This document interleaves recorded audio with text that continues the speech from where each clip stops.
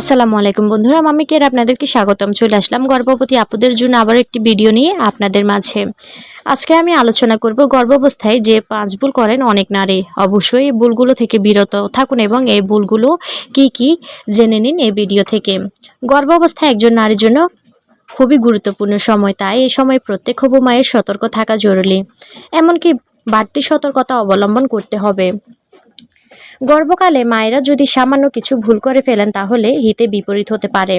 তাই সময় থাকতে জেনে নিন গর্ভাবস্থায় কোন ভুলগুলো কখনোই করা চলবে না, অথচ এই ভুলগুলো অনেক নারীরাই করে থাকেন। পর্যাপ্ত খাবার খাচ্ছেন না। গর্ভাবস্থায় অনেক নারী গা গোলানো বা বমি বমি ভাব হয়, আর এটা এই সময় বেশ স্বাভাবিক, কিন্তু এই কারণে অনেকেই ঠিকঠাক খাওয়া দাওয়া করেন না। এতে শরীরের ক্ষতি হয়। তাই গর্ভাবস্থায় কোনো মিল বাদ দেবেন না। সঠিক পরিমাণে স্বাস্থ্যকর খাবার অবশ্যই খাবেন। প্রেগন্যান্সিতে ওজন বৃদ্ধি স্বাভাবিক নয়, কারণ এই সময়ে আপনি সব সময় স্বাস্থ্যকর খাবার খান এবং আনন্দে থাকেন। তাছাড়া আপনার হরমোনের মাত্রাও পরিবর্তন হয়, আর তাই ওজন বৃদ্ধি পায়, কিন্তু এই নিয়ে দুশ্চিন্তা করা কিছুই নেই। এ চিন্তায় স্ট্রেস বাড়ালে শরীর খারাপ হতে পারে। তার পাশাপাশি শিশুর গঠনেও নেতিবাচক প্রভাব পড়তে পারে। গর্ভাবস্থায় শরীরে নানা রকম পরিবর্তন দেখা দেয়, এমনকি টুকটাক শরীর খারাপও লেগে থাকে। তাই আপনি যদি এমন সমস্যার সম্মুখীন হন তাহলে সেই নিয়ে চিন্তা করার কিছুই নেই, আর ভুলেও নিজে থেকে কোনো ওষুধ খাবেন না। এ সময় সামান্য মাথা ব্যথা হলেও চিকিৎসকের পরামর্শ নিয়ে ওষুধ খাওয়া হবে বুদ্ধিমানের কাজ।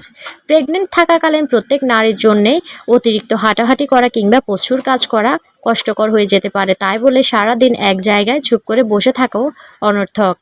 অনেকেই মনে করেন প্রেগনেন্সিতে একদম চলাফেরা করা উচিত নয় এবং দিনের অধিকাংশ সময় বিশ্রাম নেওয়া উচিত, কিন্তু এটা সম্পূর্ণ ভ্রান্ত ধারণা। আপনার চিকিৎসক যদি আপনাকে সম্মতি দেন তাহলে এই সময়ে সামান্য হালকা ব্যায়াম করা এবং নিয়ম করে হাঁটা অবশ্যই। এতে আপনি এবং আপনার সন্তান দুজনেই সুস্থ থাকবে। গর্ভবতী নারীদের অস্বাস্থ্যকর খাবার খাওয়া উচিত নয়, বিশেষ করে মিষ্টি, অতিরিক্ত ঝাল মশলাযুক্ত খাবার তো এড়িয়ে যেতেই হবে। তাছাড়া ধূমপান এবং অ্যালকোহল সেবন থেকেও এ সময় বিরত থাকতে হবে। আর হ্যাঁ, পর্যাপ্ত পরিমাণে ঘুমাতে কিন্তু ভুলবেন না। বন্ধুরা, আমার ভিডিওগুলি যদি ভালো লাগে, যারা এখনও চ্যানেলটি সাবস্ক্রাইব করেন অবশ্যই চ্যানেলটি সাবস্ক্রাইব করে পাশে থাকা বেল আইকনটি অন করে রাখবেন এবং লাইক, কমেন্ট, শেয়ার করতে ভুলবেন না। সবাই ভালো থাকবেন। আসসালামু আলাইকুম।